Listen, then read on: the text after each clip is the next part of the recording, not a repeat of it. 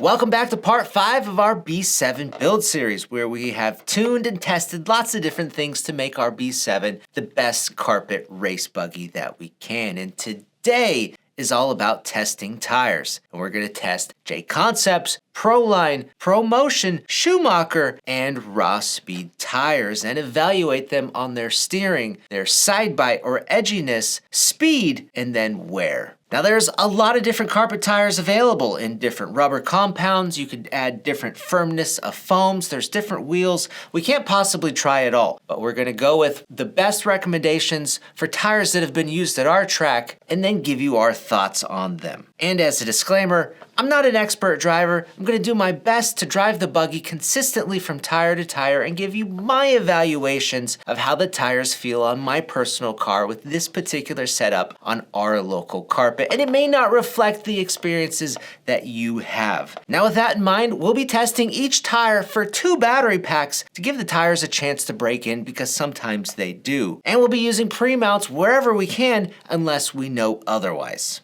Now before we get into it, Team Brood sent us a bunch of B7 parts. They saw our B7 build series and they wanted to get in on the action, and they sent us a bunch of stuff.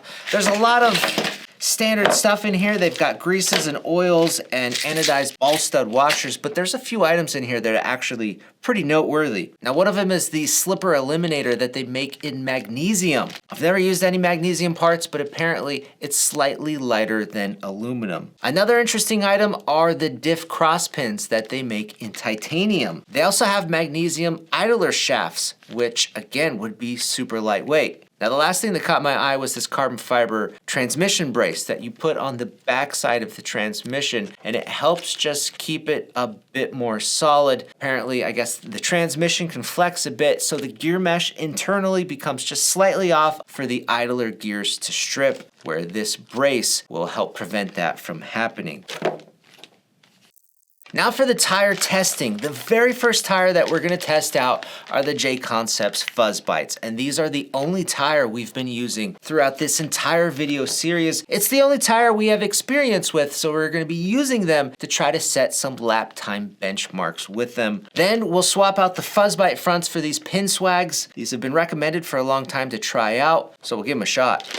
Next are the ProLine Harpoons. These are in their CR4 soft carpet compound, and then it was recommended that they are best when they're mounted up on JConcepts wheels, so that's what we've got. For the ProMotion, they have the Viper carpet tire, and we have it in the C2 hard compound and then in the C3 medium compound, and then we're gonna mount them up on ProMotion wheels. From Schumacher, we have the Azami rear tire, and then we've got 2 front tires. We have the Splinter and then the Fusion Slims, and the Fusion Slims we have in pre-mounts. So we'll use a JConcepts wheel on the Splinter and for the Azamis, and we'll also throw in a Schumacher medium insert in the Azamis as well. And then lastly, our Raw Speed rewinds in soft compound, and we'll be using JConcepts wheels, and in the rear, we'll be putting in a Schumacher medium insert. Now we use the Protect glue, the metal glue tips, and the tire bands, and gluing up this many tires is quite a chore, so thank you to Chad here at AMain for helping us out. Now as most of you know, our track is the Outback Raceway, and it uses CRC black carpet.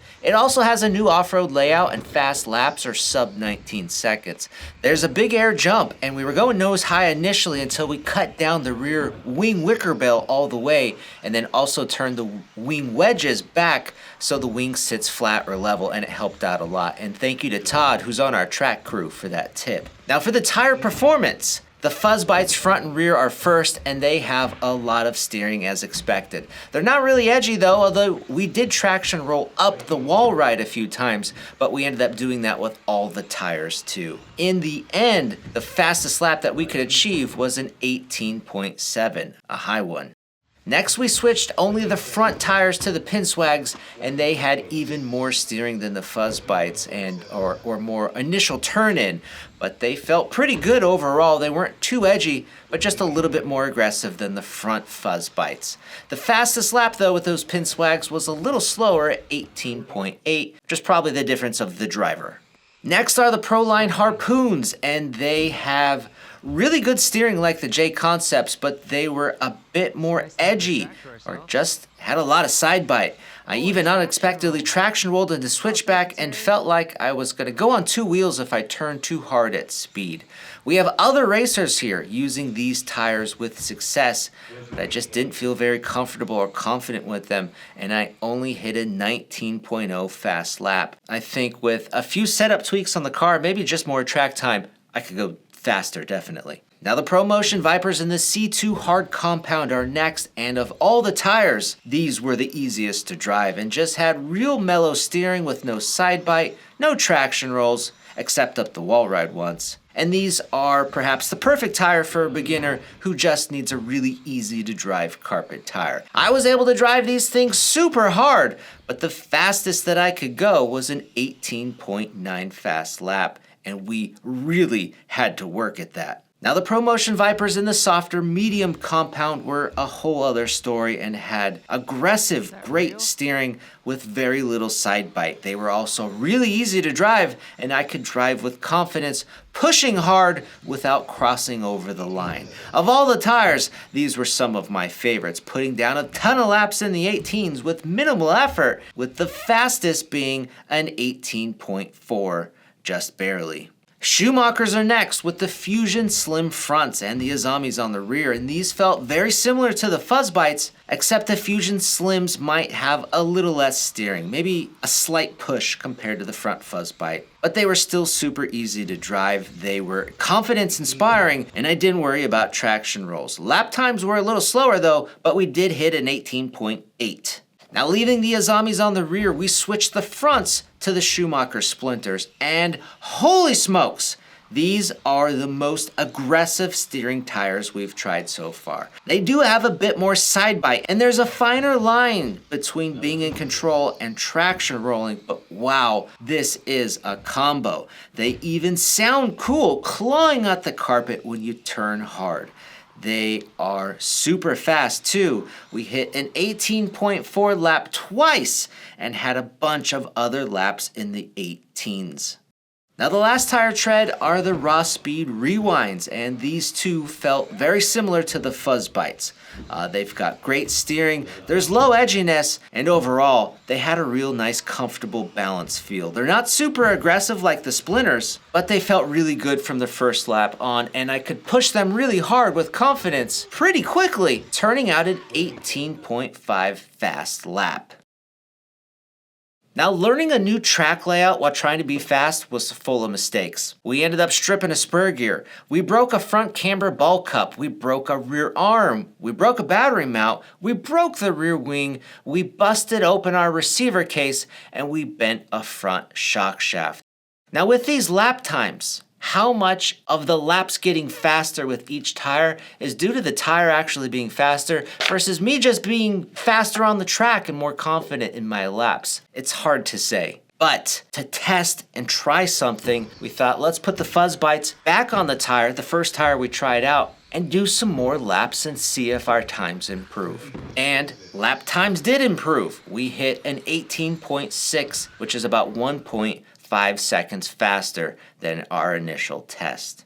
Now for tire wear, all the tires did have signs of wear, but it would probably be best to document exactly how much time each tire has of use on it and then use them for a whole lot more time than we did. Now, I don't think we really use these tires long enough to properly determine which tires are going to last the longest and how long they'll last, but these are our results. These are the Fuzzbites on the left and center, pin swags on the right, and the smaller Fuzzbite pins look more worn than the larger pin swags. Fuzzbites don't last long, I think we all know that. For the Proline Harpoon knobs, they look pretty dang good. There is maybe a slight edge on the knobs with some sign of wear on the inside edge, but overall pretty nice. These are the ProMotion Vipers in the hard compound, and the fronts definitely have an edge on the inside knobs, but overall they look great. The Vipers in the medium compound are definitely more worn on the inside compared to the hard compound, at least for the front,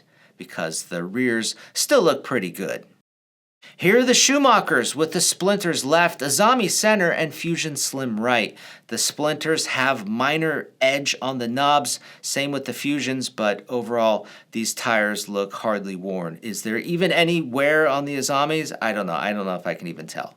For the Raw Speed rewinds, the front inside line has some obvious wear, and that wear looks similar to the fuzz bite wear.